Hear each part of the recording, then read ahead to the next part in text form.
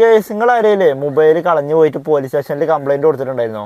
അങ്ങനെ കൊടുത്ത ആൾക്കാർക്കൊക്കെ ഇന്നലെ രാത്രി ഒരു മെസ്സേജ് വന്നിട്ടുണ്ട്. ഇങ്ങനെയാണ് ആ മെസ്സേജ് വന്നിട്ടുള്ളത്. നമ്മളെ പേരൊക്കെ പറഞ്ഞാണ്ട് നമ്മളെ മൊബൈൽ കിട്ടിയിരിക്കണു, അപ്പോൾ അത് വീണ്ടെടുക്കാനായിട്ട് ഒന്നല്ലെങ്കിൽ അടുത്തുള്ള പോലീസ് സ്റ്റേഷനിലോ അല്ലെങ്കിൽ നമ്മൾ കംപ്ലൈൻറ്റ് കൊടുത്ത പോലീസ് സ്റ്റേഷനിലോ പോയി ബന്ധപ്പെടാനാണ് ഇവർ ഈ മെസ്സേജിലൂടെ പറയുന്നത്. അപ്പോൾ ഈ ഒരു മെസ്സേജ് ഇത് ഒരു ഫേക്ക് ആയിട്ടുള്ള മെസ്സേജാണ്. അപ്പോൾ ഞാൻ ഇന്നലെ ഒരു 2-3 പോലീസ് സ്റ്റേഷനിൽ പോയിട്ടുണ്ടായിരുന്നു ഇതിനെക്കുറിച്ച് അറിയാൻ വേണ്ടിയിട്ട്.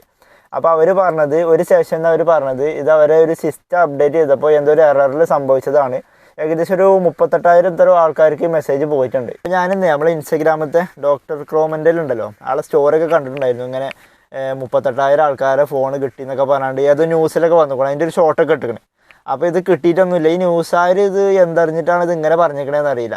അത് ഒരു ജെനുവിനായിട്ട് 38,000 ആൾക്കാർ ഫോൺ തിരിച്ചെടുത്തുക്കണു, ഗവൺമെൻറ് അടിപൊളിയാണെന്നൊക്കെ പറഞ്ഞിരിക്കണേ. ഞാൻ ഇന്നലെ സ്റ്റേഷനിൽ പോയപ്പോൾ എന്നോട് അവിടുത്തെ സാർ ഇങ്ങനെ പറഞ്ഞത്, അവിടുത്തെ സിസ്റ്റം എന്തോ അപ്ഡേറ്റ് ചെയ്തപ്പോൾ എന്തോ ഒരു എറർ സംഭവിച്ചതാണ്, നമ്മളെ ഫോൺ കിട്ടിയിട്ടൊന്നുമില്ല, കിട്ടിയാൽ നമ്മൾ അറിയിക്കും, ഇനി ഇങ്ങനെ എന്തെങ്കിലും മെസ്സേജ് വരികയാണെന്നുണ്ടെങ്കിൽ ഒരു നമ്പർ എനിക്ക് കാട്ടി തന്നു ബോർഡിലുള്ള, ആ നമ്പർക്ക് വിളിച്ചിട്ട് വന്നാൽ മതി എന്ന് പറഞ്ഞു. കാരണം ഇങ്ങനെ വെറുതെ വരണ്ടല്ലോ എന്ന് വിചാരിച്ചിട്ടായിരിക്കും. ഞാൻ ആദ്യം കാക്കനാട് സ്റ്റേഷനിലാണ് പോയത്. അപ്പോൾ അവർക്ക് അവിടെ നോക്കുന്ന ആളെന്തോ ഒരു VIP കേസ് വന്നുകൊണ്ടെന്നൊക്കെ പറഞ്ഞിട്ട് അവിടെ നിന്ന് ആൾ പോയി.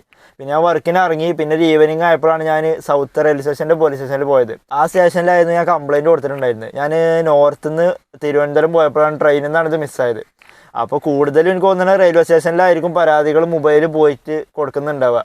അപ്പോൾ അതുകൊണ്ട് തന്നെ ഞാൻ ആ സാറിനോട് എൻ്റെ മൊബൈൽ എന്ന് പറഞ്ഞിട്ടുള്ളൂ. അപ്പോൾ ഇതിന് ബാക്കി ഇങ്ങോട്ട് കാര്യങ്ങൾ പറഞ്ഞു. അപ്പോൾ അവിടെ ഇതുപോലെ പരാതികളായിട്ട് കുറേ ആൾക്കാർ ചിലപ്പോൾ പോയിട്ടുണ്ടാവുമായിരിക്കും, എന്താ അറിയില്ല. അപ്പോൾ അങ്ങനെ അവിടുത്തെ ഒരു സാറാണ് എന്നോട് ഈ കാര്യങ്ങൾ പറഞ്ഞത്. അപ്പോൾ ഞാൻ കഴിഞ്ഞിട്ട് എൻ്റെ വണ്ടി ഞാൻ കടവന്തര പോലീസ് സ്റ്റേഷൻ്റെ മുമ്പിൽ ഇട്ടിട്ടുണ്ടായിരുന്നു.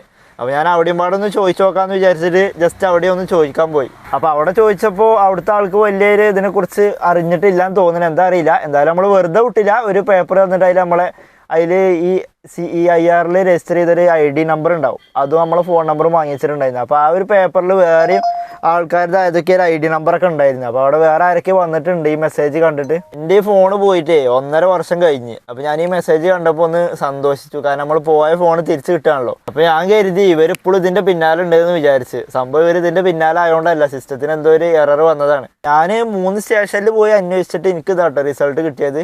ഇനി ഇങ്ങനെ ഒരു മെസ്സേജ് വരുമ്പോൾ എല്ലാവർക്കും ഒരു പോയി നോക്കാനൊരു ഇതുണ്ടാവും. അപ്പോൾ ഏതായാലും ഒരു മനസ്സുഖത്തിന് വേണമെങ്കിൽ സ്റ്റേഷനിലൊന്ന് പോയി പോരാ, കുഴപ്പമൊന്നുമില്ല. ഫോൺ എന്തായാലും കിട്ടിയിട്ടുണ്ടാവില്ല, കാരണം ഇത്രയും ഫോണുകൾ ഒരുമിച്ച് എന്തായാലും കിട്ടൂല. എന്തോ അവരെ അതിൽ രജിസ്റ്റർ ചെയ്ത ആൾക്കാർക്കൊക്കെ ഓട്ടോമാറ്റിക്കലി മെസ്സേജ് പോയിട്ടുണ്ട്. എന്നോട് സാറ് പറഞ്ഞത് കിട്ടുമ്പോൾ അയക്കാൻ വെച്ചിരിക്കുന്ന മെസ്സേജാണിത്, ഓട്ടോമാറ്റിക്ക് പോകാൻ വേണ്ടിയിട്ട്. അപ്പോൾ എന്തോ ഒരു എററിൽ കിട്ടി എന്നുള്ളൊരു സംഭവത്തിൽ അത് എല്ലാവർക്കും പാസ്സായി പോയി മെസ്സേജ്. അതാണ് ഇപ്പോൾ സംഭവിച്ചത്. അപ്പോൾ ഏതായാലും സ്റ്റേഷനിലൊക്കെ ഒന്ന് പോയിട്ട് അന്വേഷിക്കുക എല്ലാവരും.